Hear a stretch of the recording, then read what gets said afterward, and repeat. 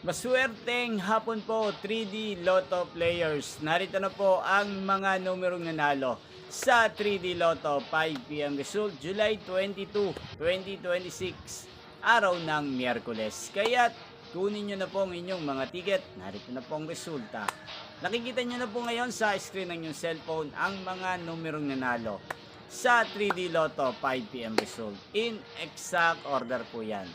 At kung maswerte namang natayaan nyo po ang mga numero niyan kanina, congrats po sa inyo.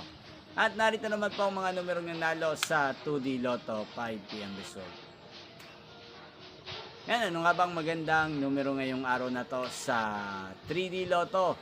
Para po sa akin, ang kursunada ko pong mga kombinasyon ngayong araw na to sa 3D Lotto ang numero 1, numero 4 at numero 2.